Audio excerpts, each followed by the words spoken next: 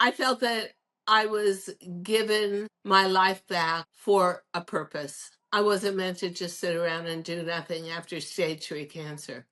It was for a purpose, and it was for shining a light that other people could follow.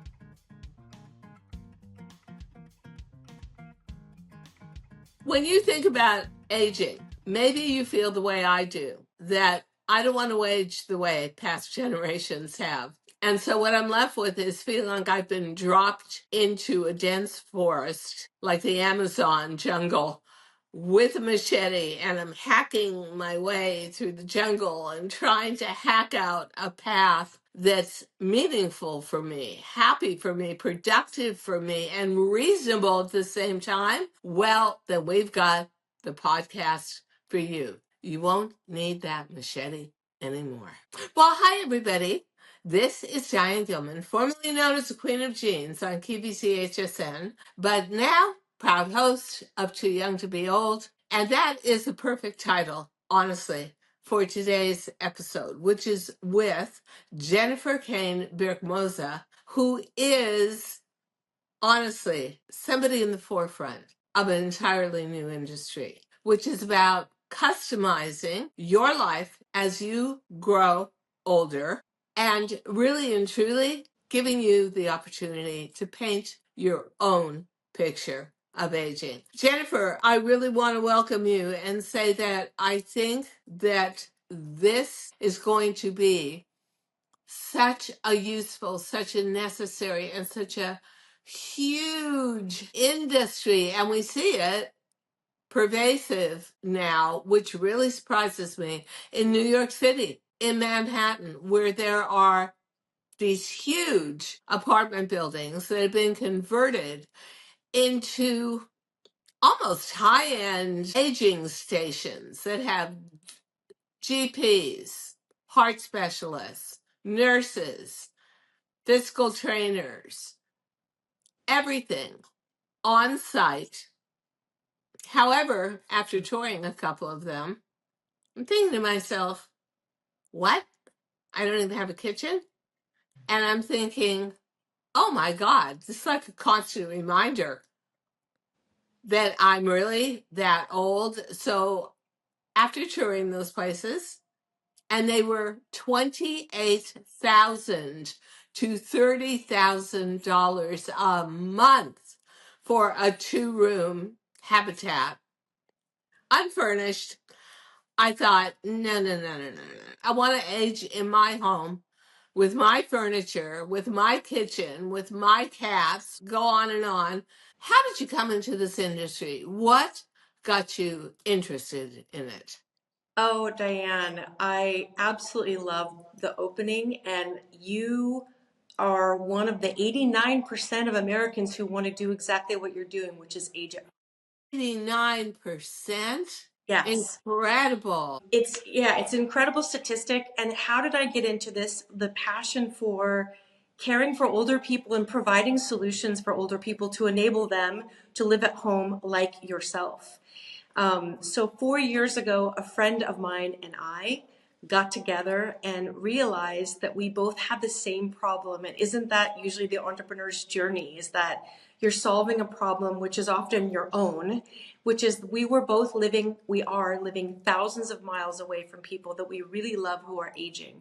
And we want to be able to support them. And we know that in order to do that, we're going to have to get on a plane, uproot our life, and we're going to have to travel thousands of miles to help them. And we're not going to be able to disrupt our life where we live. So for example, I live in Switzerland. My father lives in Oregon. My co-founder lives in Malaysia, and her family lives in the West Coast as well. And we realized that we both had the same problem, and we wanted to find ways to create solutions, options, service options, which are trustworthy, high quality, and fair market value that could be available to older people and our relatives as well. So you call it age tech. And it's funny because a friend of mine who has a mother and a father, even though they're not together, but each of them are a concern. And she is now, my friend, hitting an age where she's getting concerned about her parents, but she's saying, I can't.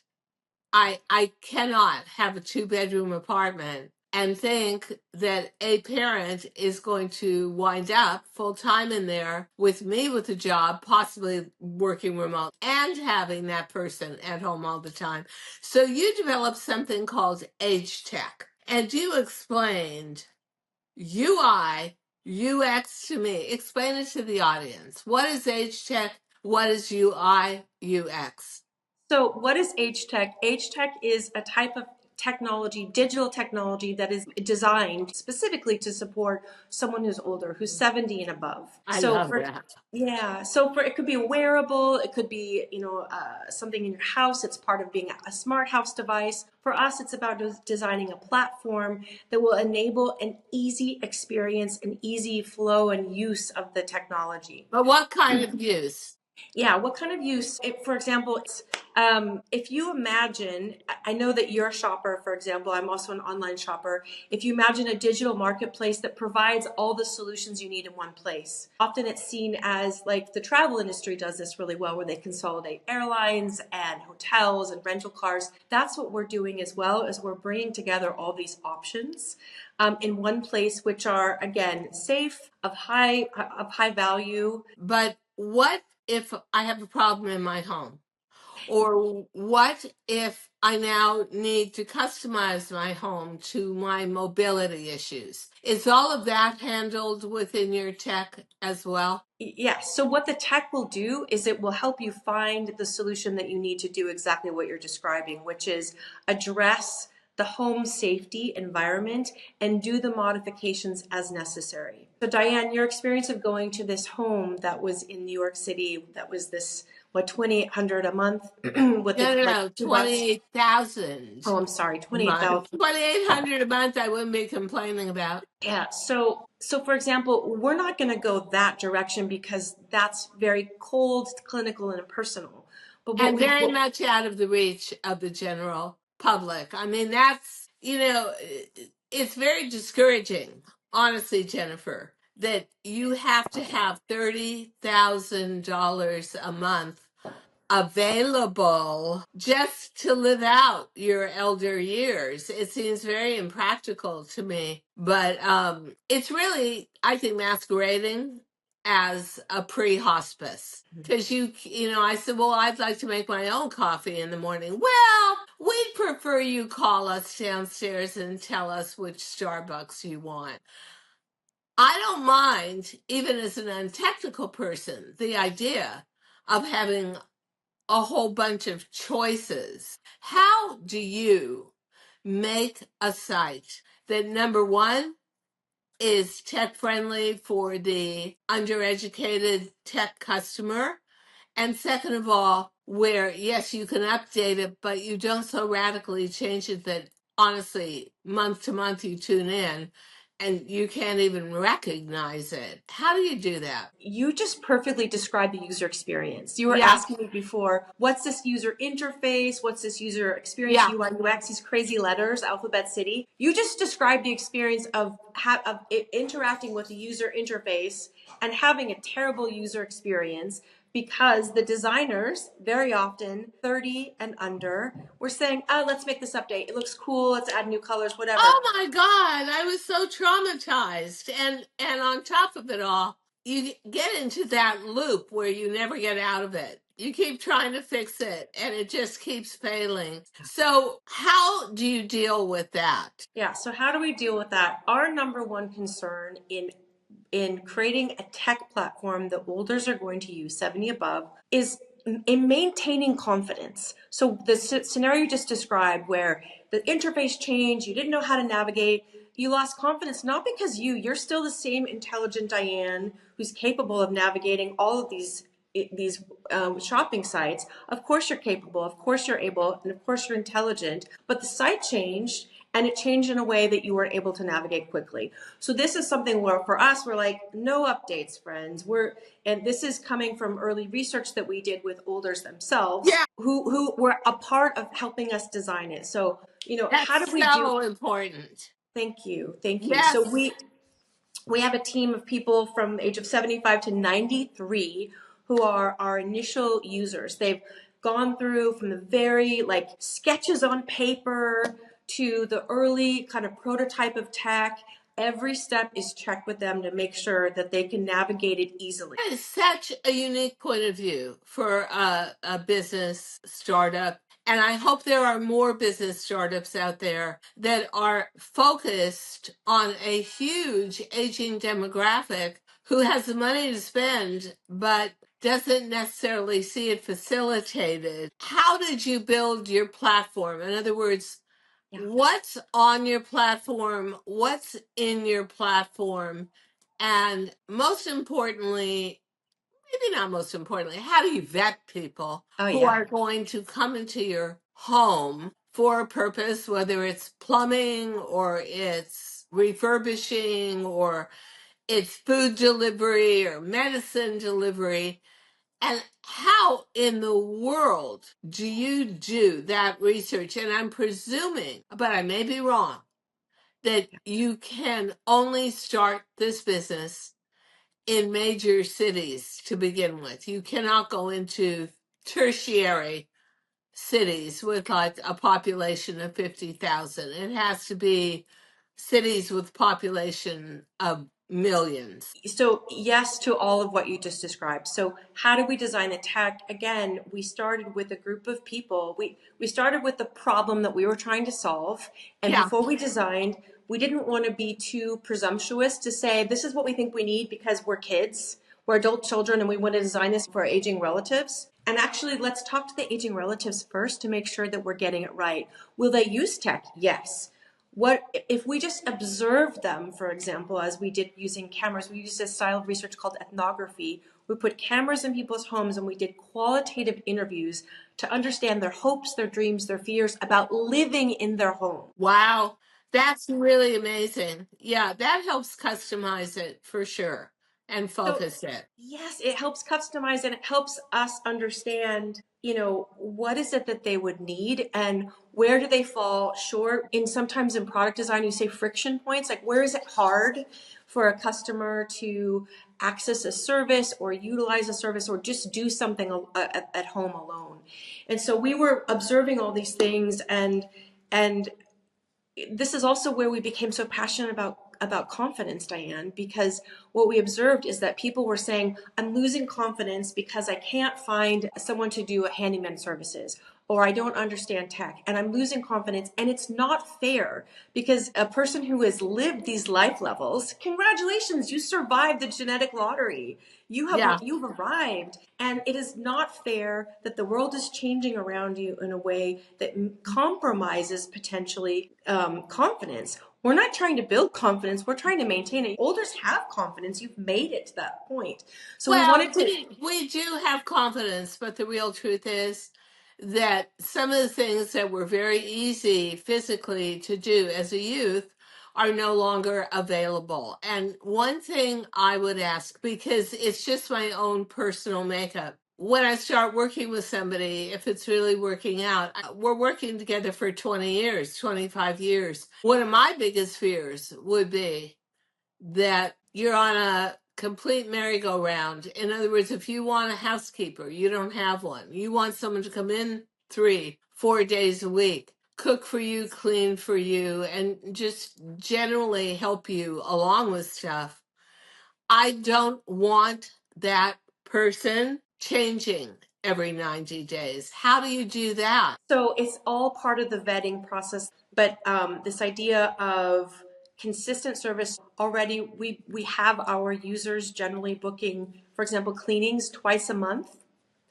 And 2 years out. Exactly. When you say like you're going to find someone, you're going to use them for 20 years, we have the same customer experience where our customers are generally 65 and above. Majority of them are women, and they're saying exactly as you say, if I get a cleaner, if I get a handyman who I book for a monthly basis, I want the same person coming who can help me change my light bulbs. If there's a screw that's loose in a door or something, I can fix that, do the plumbing, all that. So I totally agree with you. It's consistency and trust. So how do we make sure that these people are trustworthy? For me, as an adult child, it's one of them. It is the most important thing of a service I can provide for my own father. And in doing this research we're talking about, trust is the most important factor in any service that will go inside the home of an older, both for the adult child, but of course for the older as well. So we actually have a very expensive, let's call it what it is. It's an expensive, time consuming 7 steps that we actually go through where we're vetting them. Is it an established business? Are they actually registered as a business? Are they insured? Are they bonded? We do Are they serial killers? I mean, yeah. Yes. So we do criminal background checks. So absolutely, because there is, as you know, there is so much fraud and there's so much elder abuse in this area. So we've actually worked a lot with different state ombuds people who are supporting older abuse or investigating older abuse. So they helped us design some of these protocols to help us look after the safety. Hey, so if you know me, you know I am a big believer that red light is the future of wellness and beauty. Mito Red Light is my new absolute favorite. It's like giving your cells a power boost. It's incredible. So red light therapy helps support energy, skin health, and even reduces inflammation, all with the simple power of light. Red light, that is. I use mine every day and I can feel the difference. If you want to glow from the inside out, check out Mito Red Light because your cells feel energized and you feel unstoppable. Use my code below on mitoredlight.com for a discount and see why red light therapy is lighting the way to better aging. Mito Red Light. Power your cells, power your life. Again, are they an existing business? Do they have a Google review of 4.5 or higher? Do they have a website? Are they insured and bonded? We do the criminal background check. We actually train them how to interact with an older. They have to take a test, like an exam, and then they have to do a practical exam Yeah, where because we I watch think them. whoever you have has got to have patience. We just don't move as quickly. Our brain may still be functioning perfectly. And it was interesting when I had breast cancer, and I'm a terrible cook anyway. I enjoy cooking, but it never turns out like it should. I actually was able to hire somebody to help with the housework and cook completely pure organic meals for me and do all the shopping for that as well. And it made a huge, huge difference. Ironically, the person that was hired got terribly ill and they had to go into medical treatment and leave. But I mean, that was so ironic, couldn't believe it. But I got a little bit of a taste of what it would be like. And the truth is, we are living longer, we are working longer, but there is just stuff that happens to your body that makes it very necessary to have extra help. Now, when we were talking before the podcast, I was telling you about the Toll Brothers. And at least for the northeastern section of the United States, these guys are brilliant. And they started about 20 years ago, but it's really become a household name the last 5 years. Where as the baby boomer generation grows, and we are now people over 50, 55 are 51% of the American population. They have developed home building, whether it's complexes with connected townhouses, freestanding homes, but they are all geared at one audience, the aging audience. So they're wheelchair accessible, everything built on the right level to even be able to cook in a wheelchair. Maybe not 2 stories, maybe 1 story, maybe just extra windows with lots of light, maybe very simple home tech kits, because some of these homes you go into, Oh my God. And you do it like with an Airbnb and you stay there 3 days, and in 3 days you've never figured out how to bring the blinds up and get sunlight. So everything is fairly simplified. But what if you already own a home and you want that customized for you now? You bought it 25 years ago. You still love it. Can we do that through you? Yes, you can. So that is one of our most popular service categories is Wow. yeah, so it's home safety assessment, home modification, and then it could just evolve into regular maintenance of handyman type of services as well. So one of the things that we're looking for when we go to do a home safety assessment is we are scanning the environment for fall risks, because you and I both know that fall risks are the biggest risk of losing Totally. that ability to live at home. Totally. So it's in fact, I was listening to Peter Attia speak on Monday. Peter Attia is a physician who is really like a longevity specialist, and he's doing a lot of work around helping people identify, like scripting your later years. Like Yeah. if you're preparing for that last 10 years of your life, what are the physical things that you want to be able to do? And so, for example, I want to ski when I'm 85. So I know there's certain muscle groups that today I need to be working on. So those kinds of things. Oh, So that's great. he was talking about how at the age of 65 and above, you have a 15 to 30% chance of dying from a fall. So that is because if you have a fall and if you happen to fracture a femur or if you fracture your pelvis, that could lead to a surgery, hospitalization, which could be an extended period of recovery, and Yeah. pneumonia. You could die from pneumonia in the hospital. So we're scanning the home when we enter the home for all of the falling risks. So we're looking for the safety of stairways. For example, the stairway handle, the grab bar, is it secure? Is the carpeting secure in the home? And do we have to either remove it or do we have to nail it down in a You way would so that have there's a no heart friction? attack with my home for sure. But, people are going to want home elevators. People are not going to necessarily want the chair on the staircase, but what's the best looking one? So, do you have people that can actually be discretionary and create a choice for you and make it priced out? And that is so important because that is a great part of customization. I live in a duplex and it never occurred to me that, wow, you're going to get to be 80 and that duplex is definitely going to be challenging. What are your options? I talk to people, nobody knows. They've never put in an elevator. They've seen the chairlift thing. So what you're really doing is you're just giving an enrichment of advancing years that has not truly been available to us before. Never been available to our population at all.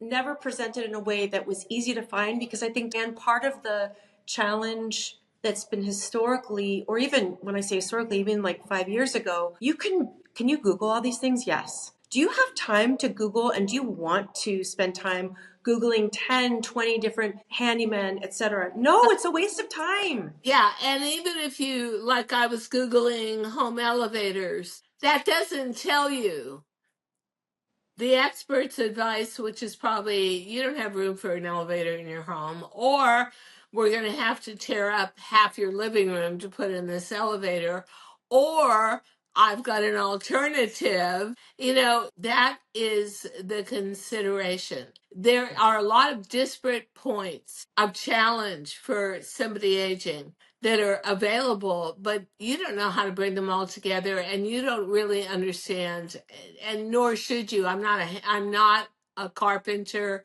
I'm not somebody who creates an elevator service. I don't know how to put it together. The other day, I was at a charity event, and it was a very narrow townhouse with a lot of floors. They had an elevator, and the woman said, "You're not going to like this experience. This elevator is like 100 years old and creaky and creepy." And she was right. So I'm thinking, well, that is not the kind of elevator I want, but how do I get one I do want? So this is very interesting because for the highest earning generation the earth has ever seen, the baby boomer and actually Gen Xers right below, um, you're going to offer them choices and advantages and comfort and accessibilities that we only dreamt of, that we never thought would be available to us. That's outstanding. What about the rest of the country?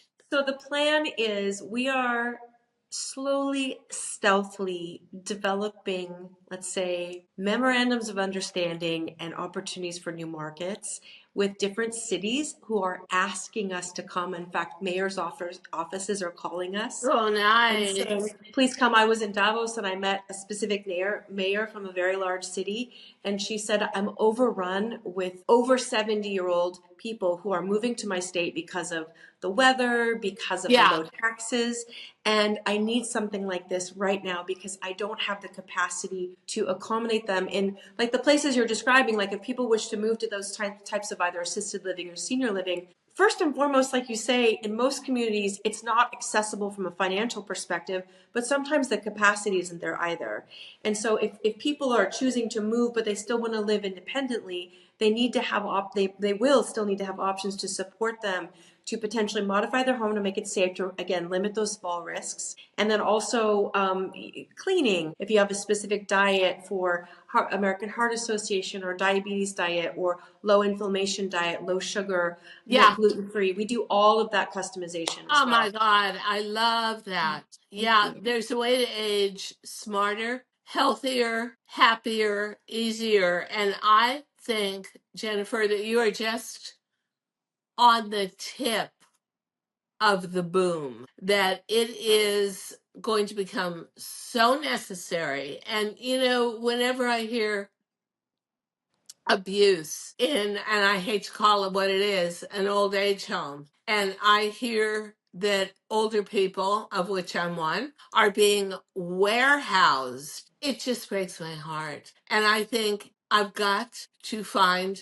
a way to keep the core of me alive and functioning as my body goes through changes. The way you're going about it really seems so brilliant and idealized, but it's reality. We're just waiting it to come to us. So would you think, in conclusion, that you'll go basically from Chicago to New York City, which needs it desperately, Miami, Yes, Los yes, Angeles, San yes, Francisco, yeah, yes. yeah, And and Reno.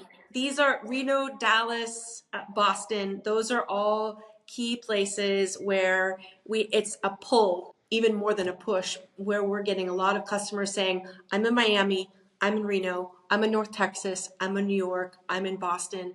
Please come. We need you immediately. Or those who are developing homes like this, like you're describing, these very high-end homes, who are saying we'd like to find alternatives for people who are living at home in LA. So we have those are likely our target sites. you Yeah. know, when I became a truly professional fashion designer in the early to mid 70s, not just designing for rock and roll stars, um, it was such a hot industry. There were so many firsts and premieres and opportunities, and then the fashion industry cooled off. I've been in it for almost 60 years.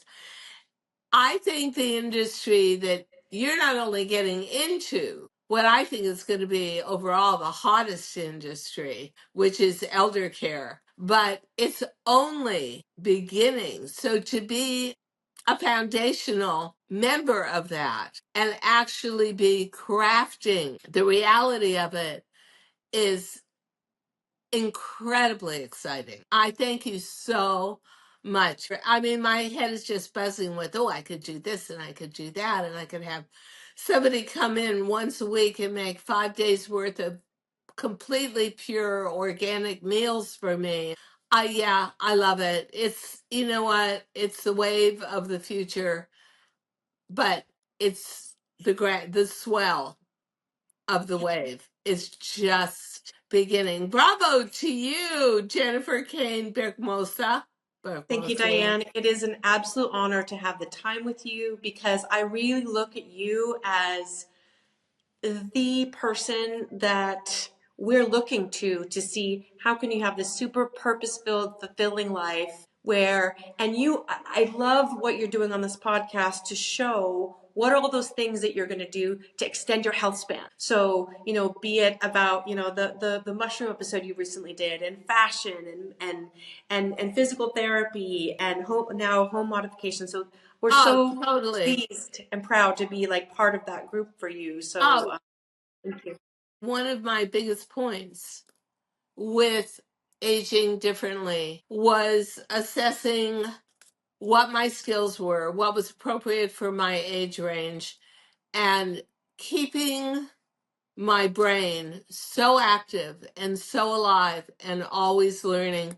And this podcast has been one of the most satisfying journeys of my life, even though I will always be a fashion girl and a lover of fashion. I'm so passionate about saying to everybody around me in my generation, don't give it up. The greatest goals of your life could be reached in your 70s, your 80s, your 90s. I've seen it happen again and again. So if I can be that beacon of light and hope, that is to me my legacy and my greatest purpose achieved. So purpose, I see you creating a blue zone in New York. So I think you are going to be, the first person to seed blue zones in New York or more populations in America.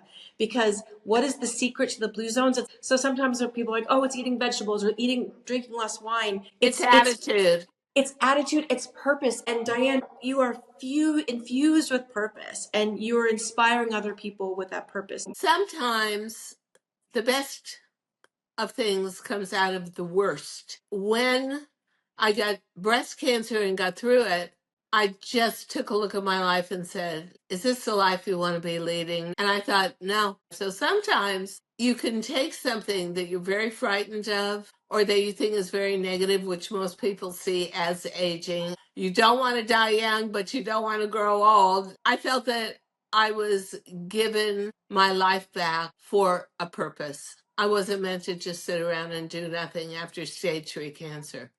It was for a purpose, and it was for shining a light that other people could follow.